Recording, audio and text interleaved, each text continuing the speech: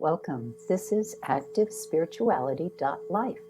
It is a weekly forecast program with astrology and a guided meditation activation to help you make the most of your week. It's run by Pamela Cucinell, that's me, the astrologer, and Suzy Meszoly, Master Healer. We invite you to find out more about our individual work. Suzy Meszoly, SuzyMeszoly-healer.com, or insightoasis.com for astrology. You can also find both of us at activespirituality.life, and we look forward to your joining us every week. Please share with your friends. Here we go. Welcome everyone to week 45 of 2022.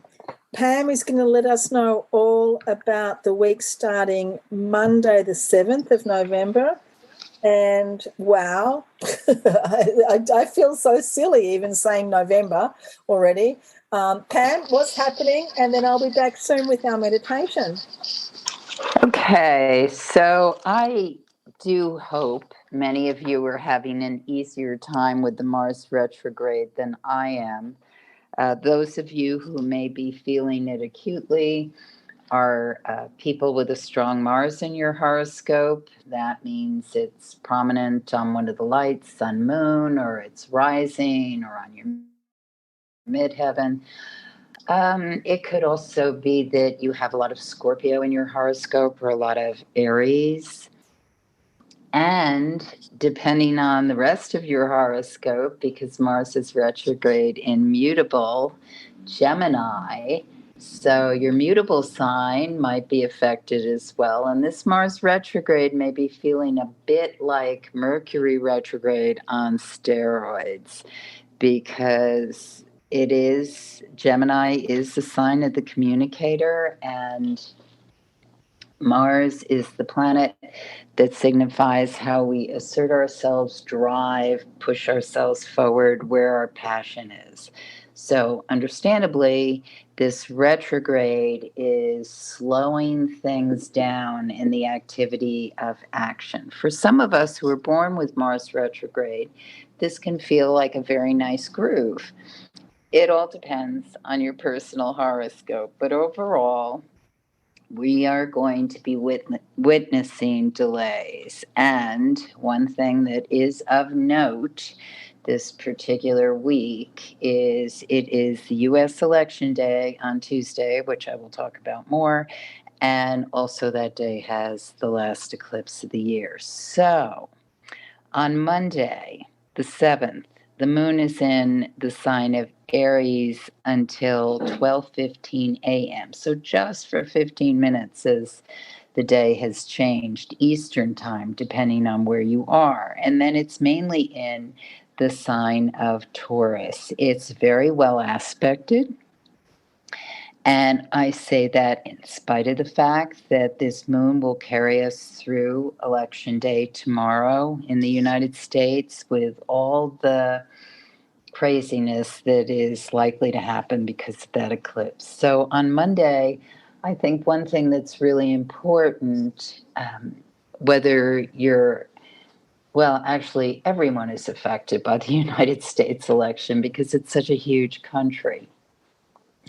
So overall, it would be good to think in this day of what brings in the best energy for overall humanity, the other creatures on the planet, and the awareness of how our Earth is best carrying us through evolution, geologically, but also spiritually.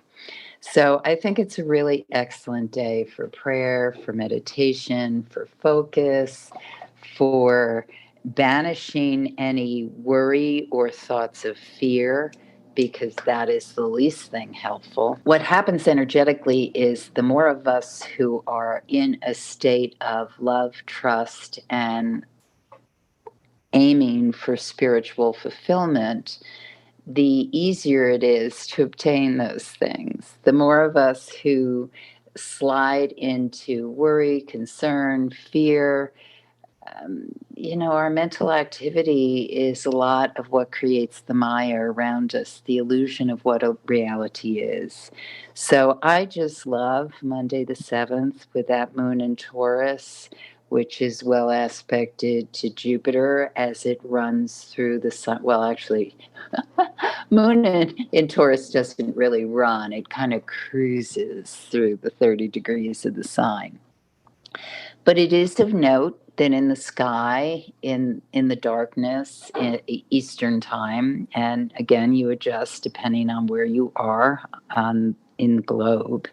But in the sky, there is a picture between Venus and Saturn, which is a challenging aspect. And many of you have acute ears and have been listening to me talk about Venus Saturn challenges when I look at them in the daily movement, because it affects those of us especially who have that natally, squares to Venus and Saturn, oppositions, the conjunction. These are aspects that talk about a sense of we have to work very hard to obtain what we deserve in life or what we feel we desire or want. And it is a hardwiring in the psyche of certain people born with this. It is not necessarily truth, but it's how they perceive reality. So when we are feeling that crunch, which it is in the sky at this point in time, and it is affecting the sense of there is not enough. And for those of us who battle with that on a regular basis, the sense that we have to work harder, there's not enough money, jobs, love, ability to manifest our goals. I always see this reminder of when these planets kind of return to this dance as an opportunity for me to review how am I doing with this life lesson, because I have this life lesson. So I think it's no accident that this is occurring while the moon is in the sign of Taurus, which is a beautiful aspect. It talks about abundance, getting all the nurturing you need in your life. And of course, those of us who have moon in Taurus doesn't mean that it's beautifully aspected. We can have challenges in spite of that sense that it is possible to obtain that. But I think the lesson on this day is to look in terms of all the noise that may be out there, shouting that there's not enough, we have to do without, financial struggles. And yes, I'm not saying this isn't a time when we have to reevaluate what goes on in our world financially, but there are reasons why the planets move as they do to give us symbolic information. And wedged in between these eclipses and sort of on the precipice of the one that happens on Tuesday, how might we put blocks or limitations on our ability to bring in full manifestation of creative love and abundance? So overall, I think that this is a good day, a day when we can bring in all kinds of possibilities. And then on the 8th, Election Day in the United States, and this eclipse, which historically speaks about coming to terms with the moon in Taurus in opposition to the sun in Scorpio. So what is that teaching us? It shows us, among other things, how we bring in or invite in possibilities, what we need based on our ability to trust, sink in, and recognize our resources. Scorpio is a sign that really wants us to look at how willing are we to go deeply into something? How willing are we to merge our passion with another, to invite in tremendous possibilities and expectations of what can happen? And I think that this particular eclipse suggests that we can bring in greater abundance. Now, what does that mean? Well, it means different things to different people. So, but what I find something to really reflect on with Taurus is I think of the card the Empress in tarot. And the Empress is a wonderful depiction of a woman who feels that she has everything she could need or desire at her fingertips, on her footprint. She lives in a world where fruit hangs off the trees, easy to reach, it never rots, and all are given a wonderful environment of flowers, colors, and ease. Now we know that this most likely is not possible on the earth in which we live, but part of why it may be limited is that sense that not everyone can have it. And I suggest at this eclipse, for people who are voting, for people who are hoping for a better world, for people who are have their arms open for more creativity, connection, and the manifestation of beauty and connection in the world, that this is something we can invite in. Now, the deal with eclipses is they show us very fast windows. And for those of us who have a point on our horoscope that's 16 degrees fixed, so that's Taurus, Scorpio, Leo, and Aquarius. So if that eclipse is actually triggering you, you are going to get some sort of message. At a lunar eclipse, it may come in through a dream or a symbol. It's not necessarily a direct overture line to what this meaning is. But the more aware you are of the inevitability that this is in your sphere, the more likely you are to be able to embrace it and take advantage of it. Now, it's a very high opportunity time with this eclipse from a little before 3 o'clock in the afternoon Eastern time until we get into the next day, pre-dawn. So this is a great late afternoon, evening to be having those conversations, to be open to possibilities, and to invite in absolute potential for our ability to give birth to a better world. Wednesday the 9th, oh, and I also need to say that eclipse, Mars retrograde, Jupiter retrograde, the fact that Mercury is in opposition to Uranus on this election day, there's a moon square Saturn on this election day. This is going to be a lot of activity and noise and excitement and all of the above. And with an eclipse, anything can happen. So that's why it's so important to be conscious of what it is you're sinking into the absolute belief, knowing truth of making happen. So on the 9th, the moon is still in the sign of Taurus in the early morning. It goes void, of course, at 7 a.m. and it enters Gemini at 8:37 a.m. So that's about an hour and a half that it's void of course.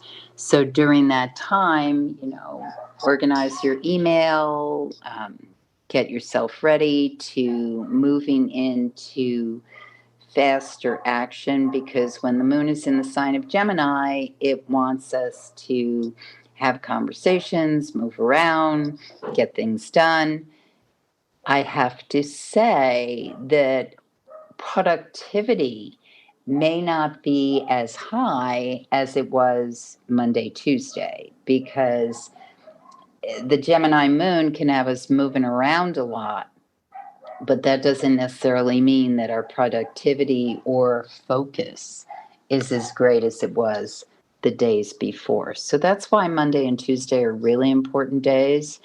And it's very important to embrace a sense of power, and that you absolutely have more effect in a situation than you may think. Do not let yourself feel as though your life doesn't matter.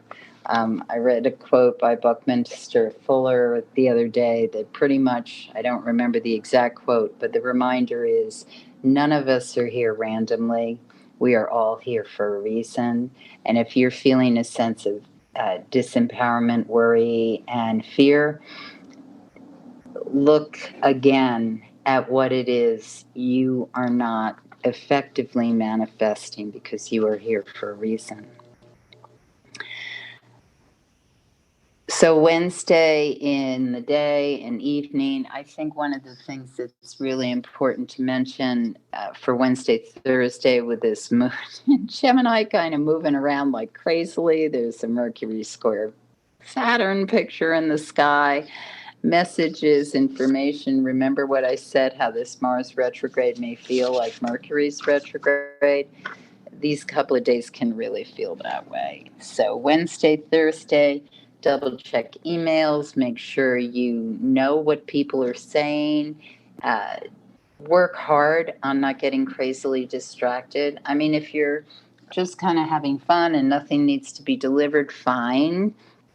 But otherwise, Wednesday, Thursday, and into Friday, stick to your to-do list. Don't let yourself be distracted. The shiny objects are just that. They aren't necessarily good to follow. And you want to stay on course. That is the best thing to say at this point in time. At 5:28 p.m. on November 11th, Veterans Day in the United States, Remembrance Day in Canada, 5:28 p.m. the moon goes void of course, and it enters Cancer at 7:22 p.m. So I think that void time is really excellent to kind of discharge any excess energy you have, any feeling like you're spinning and you don't know where to land. Sit in a garden, do something that allows you to feel some sort of connection, clean, purge, but keep focus, because there's kind of a sense of not really knowing where the open ends are at this particular time. Once the moon enters the sign of Cancer, however, we are in a really nice weekend to make connections with people you really love, situations where you feel comfortable, have a nourishing meal that evening. Actually, in general, we always should, but certainly throughout the weekend, there's a real desire to sit down with people, or with just yourself in a place that's comfortable, maybe your cat or dog on your lap, whatever gives you that sense of real touch connection, music, water.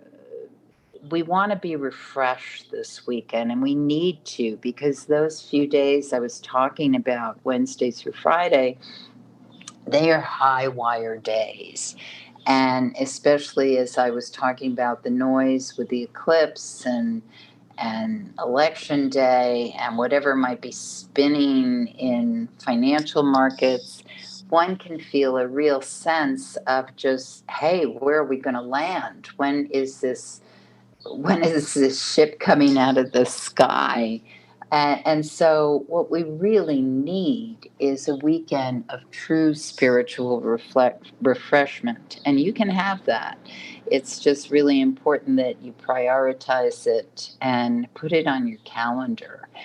Don't let the weekend just kind of happen unless you're unplugging and you are just going to be at home or you know, with family or doing something that is really restorative, because that's what really needs to happen over Friday evening, Saturday, and Sunday in order to feel as though you have what you need to get into next week.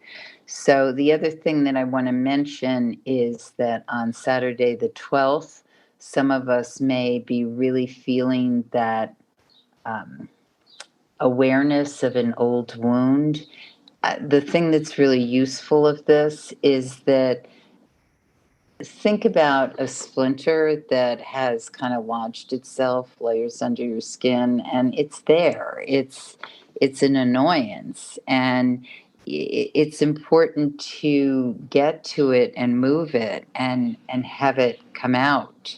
I think of wounds or foreign objects that get into our bodies, and it can just be a little shard, but if it's not really addressed, it can cause ongoing problems that we really want to come to terms with and understand.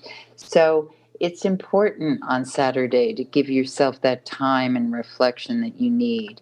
And then to really prioritize on Sunday the 13th, what is it I need most? Or maybe a loved one needs, maybe a child, spouse, parent, someone with whom you work with or have a deep connection. What is it that person needs in order to ferry through or get to the other side of whatever this sadness, grievance, wound is? And invariably, what happens when we are caretaking, addressing, putting healing energy into another person is that it's not random. We're there for a reason. And oftentimes, what may happen through the very act of helping someone else or being present for someone else is something within you shifts and heals. You weren't even aware of it, but there's there's always a reciprocity that happens when we are present and really being there for someone else. And now I turn it over to Suzy. Thank you, Pam. And this is such an important point of doing for others. And it is one of the core teachings of what I practice in Tibetan Buddhism, becoming selfless and doing for others. So I think it's a really important meditation for us. And I invite you all now to sit with me as we do this. So just take a few minutes to find that space where you can just be still. Be nice and still for 10 minutes. And as always, sitting up nice and straight. It's best not to lean against something and to hold yourself with a nice straight back. And just allow yourself to relax into that position and just normal, peaceful breathing. And let's contemplate for a moment the spiritual aspect of our lives. And spiritual obviously means something very different to everybody.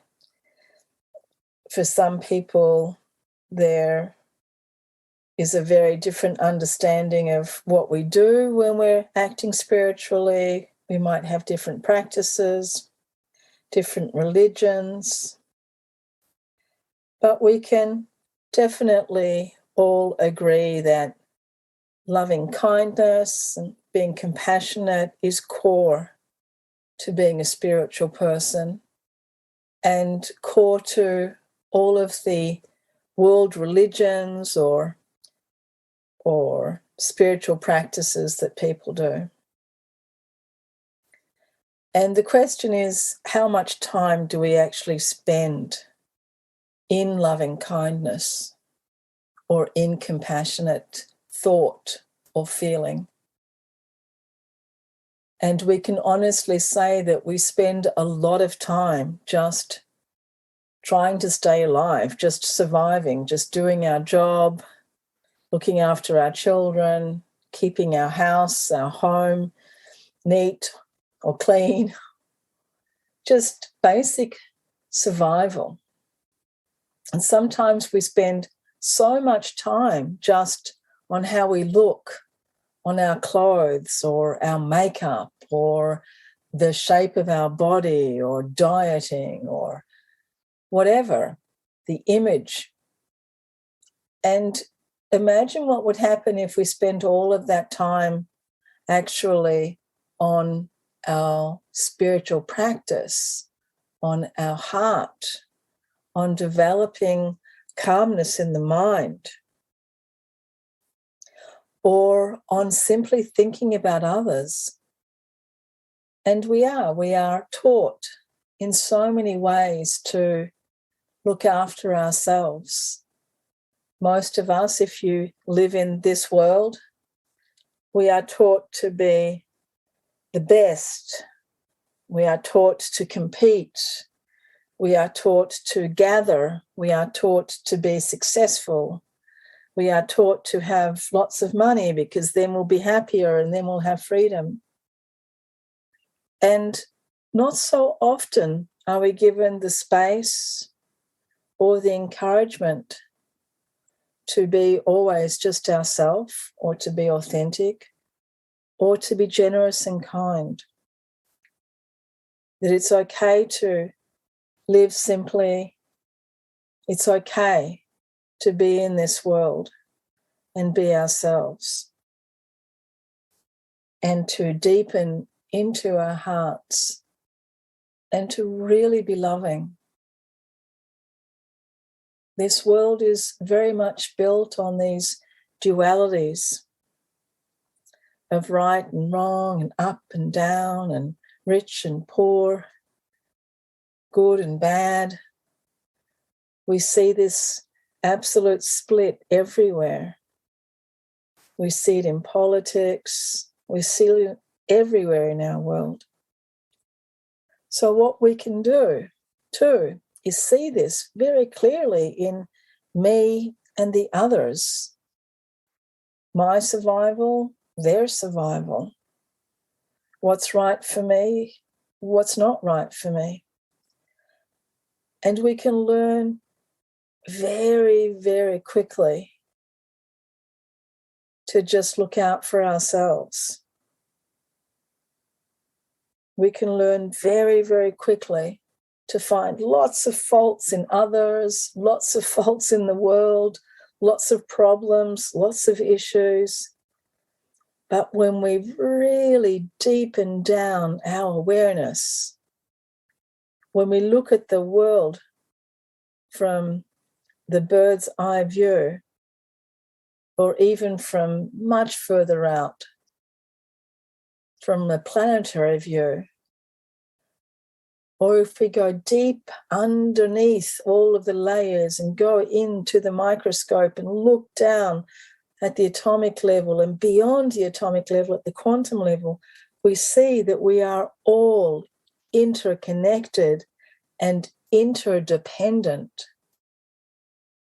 and that there really is actually an underlying web, a net, a field that we all exist within, that is our connection, and that everything that happens outside of us actually is happening to us as well.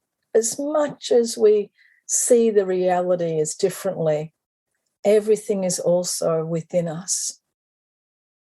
So when we are helping others, we feel good. But we're also helping ourselves. We're helping ourselves by helping others to be in this world. By helping others, by reaching out, random acts of kindness, speaking kindly, making nice comments to people, sharing our wealth, sharing our wisdom, sharing our love, sharing our kindness, sharing whatever it is that we might have learned in this world to be a better person. Everything that we share is always increasing the merit, always increasing the world, always increasing the happiness in the world at large. And we do it, of course, without any expectation of receiving anything in return, not even a thank you, not even a nod or an Oscar award. We do it selflessly, helping others selflessly. And that also really helps us to diminish our big egos that we are the center of the universe, our big egos that are clamoring for recognition or clamoring just for survival. How different the world would be if we could all wake up every morning and say, what can I do for others today? What can I do for others that will make this world a better place? How can I wake up into this world with less of my self-cherishing and more of my generosity? How can I wake up into this world and see less separate qualities, less separatism, less duality, and see more of the connection, more of the interdependence, more of the interconnection? And as we are sitting here now in this contemplation, in this meditation, just feel yourself literally that you are a part of a giant network, like the mycelium network of fungi on the planet, that we are all connected. And that when we are helping each other, we are helping the entirety of all of us. Feel yourself literally reaching out in all directions around you with your heart wide open, breathing in and breathing out, and feeling yourself totally a part of this miraculous and beautiful planet that we all share together. Thank you, everybody, for joining us. Thank you so much, Pam, for the forecast for next week. Love now. You have been listening to Suzy Meszoly and Pamela Cucinell of ActiveSpirituality.life. If you've enjoyed this program, consider a donation. You can find the link for that, ActiveSpirituality.life. Regardless, we look forward to having you join us again for next week's podcast. Please share and have a great week.